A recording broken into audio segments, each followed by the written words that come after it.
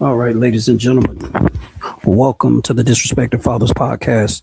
And if you haven't already, go ahead and hit the like, share, and subscribe button. We had a pretty good show yesterday, and I'm proud of that. We just got to get the likes and the comments up. Um, I keep beating a dead horse on a lot of these things. And here, let me go get the mic away from my mouth. I keep beating a dead horse up on a lot of these things. We are running out of children, ladies and gentlemen. We're running out of kids, and it's starting to be a scary place for us as a community. As I've stated earlier, um, in some of the other broadcasts, uh, we are only 48 million deep. That's not a lot. According to them, we're only 48 million deep.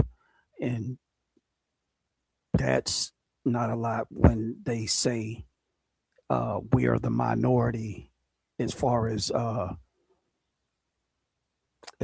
population goes. So that's gonna bring me right into, hey, if you haven't subscribed or hit the notification button or like the video, I'll go ahead and do that right now so we can go ahead and get our weight up a little bit. So what you have on the screen, I think this show is like not show. I think this case is like a little over 6 years old, or just right at 6 years ago, where three teens in Georgia broke into a man's house and and tried to rob him. I seen the videos.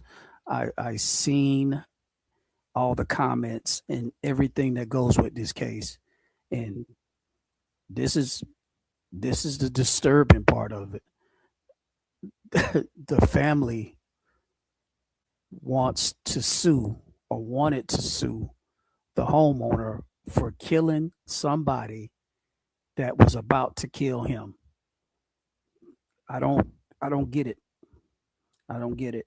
Um, we're gonna listen to a little audio of what happened when the kids broke into this man's house. Let's look. Let's find it. There we go. Turn up the audio a little bit. A Georgia homeowner shoots three teenagers who were breaking into his house. The three teenagers, Isaiah Reed, 16, Jaime Hernandez, 15, and Brandon Gresham, 15, wore masks and attempted to force their way into the home around 4 a.m. Despite a clear sign at the door that read, "No trespassers," the homeowner quickly took countermeasures to protect himself, opening fire. All three were struck and later died at the hospital. After the incident, the parents of the teens demanded that the homeowner be prosecuted, arguing that he had taken the lives of their sons and that his response was excessive. The case reignited heated debates over self-defense and stand your ground laws in America, raising the question, where should the line be drawn between protection and excessive force? Now, I don't know about y'all, and we covered this on a show yesterday, to where a young lady, young baby, was killed in Goldsboro, North Carolina, uh, age 13. I think it was Miss Jalea Toon. Bless her heart, rest her soul. Um, uh, it's hard to say rest her soul when she should be here. You know what I mean? And getting back on this right here. Uh, you heard the people say uh, that the family is upset because they took their sons away. If you watch this video, if you watch the video of this, you'll see these all three of them were armed. in trying to break into this man's house where his mother lives. His mother lived there. It looked to me as if this man was a good man. It looks to me this man is a good man because he's here with us. It looked to me as though he um, loved his mother, and from all accounts through the community, they're saying the same thing. Why are we mad at the homeowner for defending himself? This is stupid.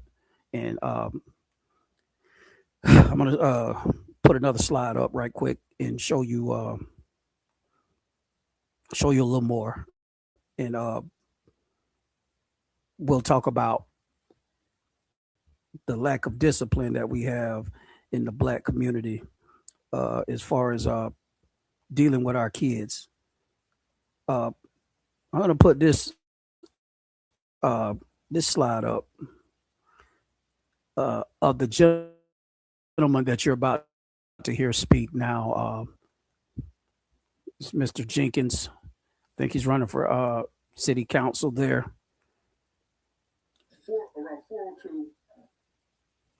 Around 4:02 this morning. Okay.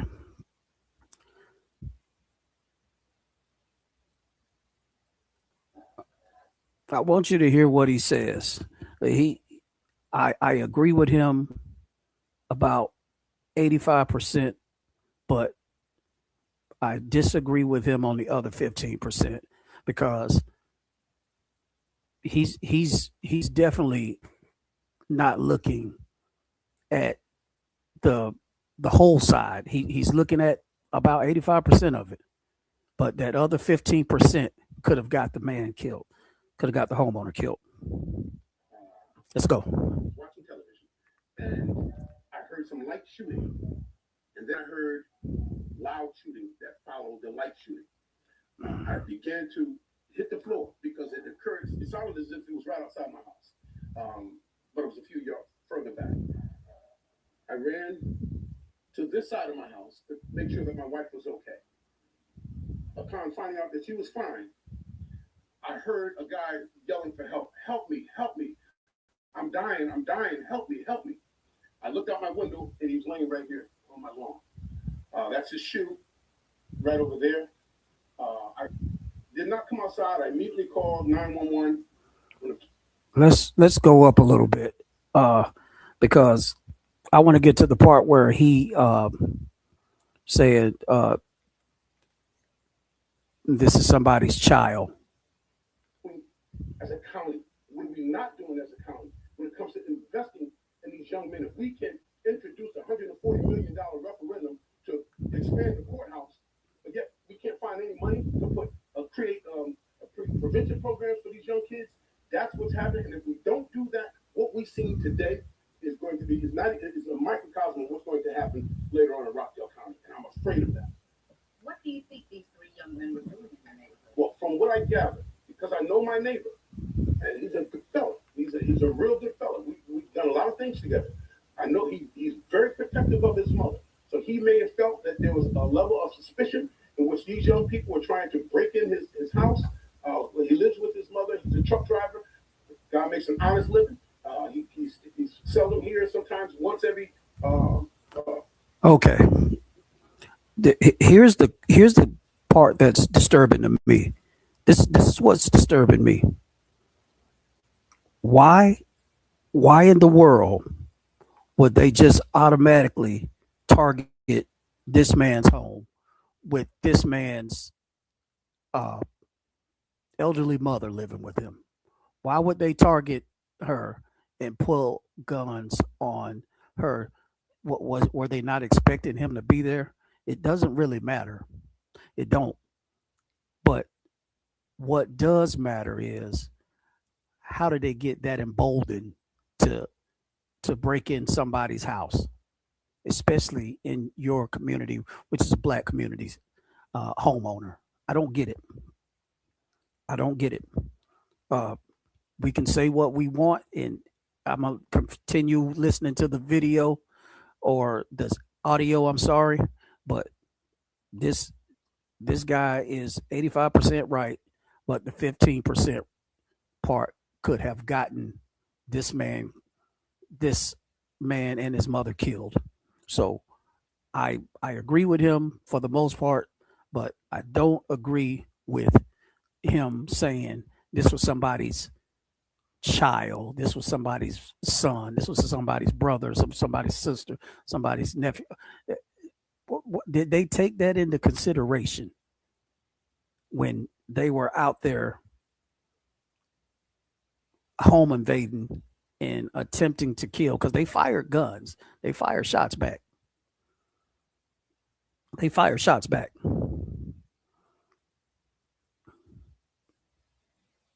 I let's continue.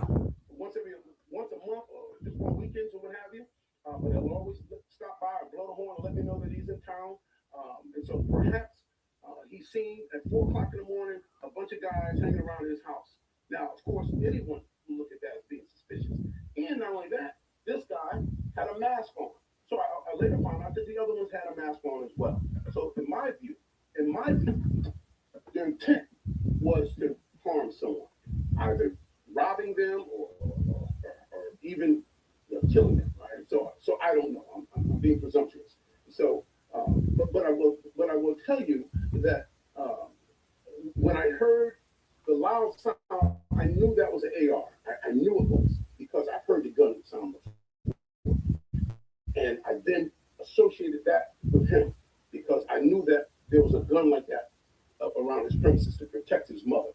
And so I later found out that yes, when I seen the officer walk by holding the gun in his hand, I was absolutely correct that it was an AR.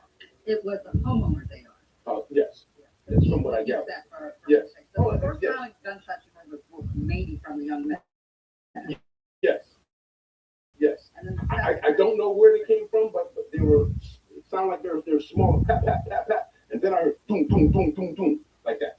Right. And so I then knew that there was a major shootout going on in the neighborhood. And of course, my thinking was, oh, go make sure my wife is okay. What was going through your mind when you saw this man laid out on your I was extremely bothered by that.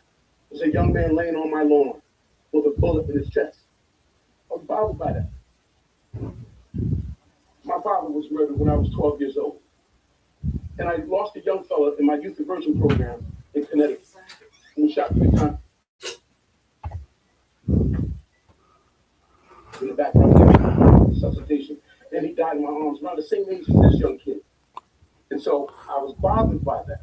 There's a young kid laying dead on my lawn. And so for anyone to imagine seeing someone who was just shot laying on your lawn, that's what bothered me. And I'm torn up behind that.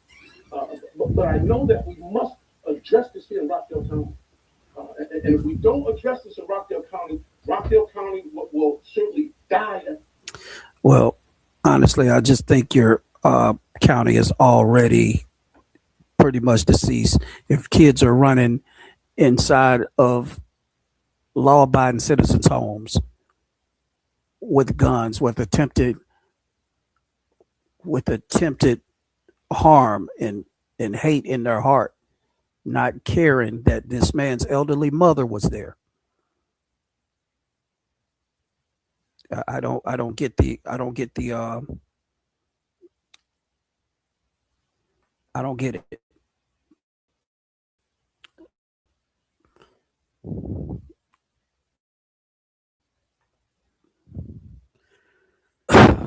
Well, I was looking at some of the comments in on this story, and we got another one to get to right quick. I was looking at some of the comments in the story, and I was disturbed at what the parents were saying. I was disturbed at um, some of the family members were saying about this, about he shouldn't have killed them. That's not how this is supposed to go. I mean, bro, how's it supposed to go? How's it supposed to go? Just look. gunfire. And after I heard the gunfire, I got up to go and canvass my house, make sure everybody was okay, because I didn't know if I was dreaming initially until I heard the second round of it go off. And then shortly after that, maybe a couple minutes, I could hear somebody screaming for help.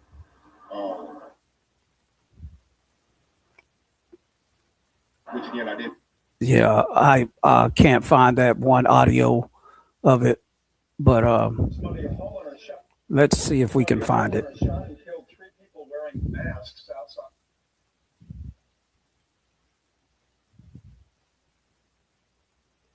Yeah, they're saying that's not how it was supposed to go. I mean, what else do you expect?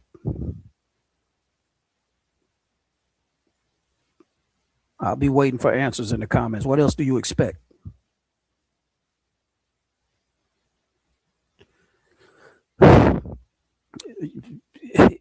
My point is you need to raise your kids better, because at this point we're running out of children.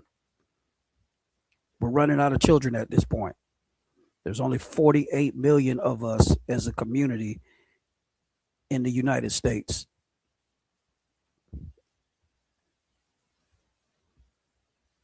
Killing each other off is a lot easier.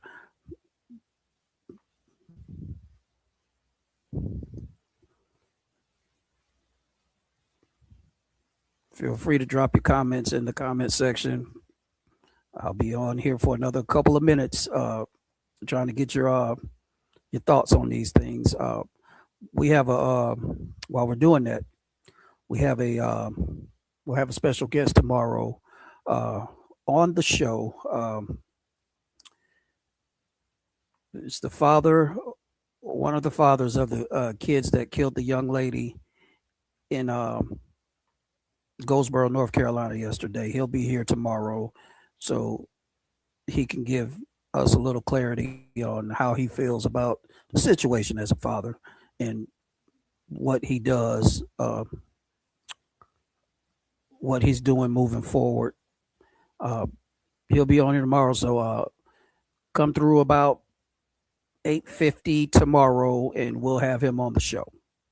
He's on he's on West Coast time, so we had to kind of like map it out to where he can meet the time slot criteria. With that being said, this has been the Disrespected Fathers podcast show, and please tune in tomorrow. We have a very special show tomorrow. Please remember to hit that like, share, and subscribe button as well.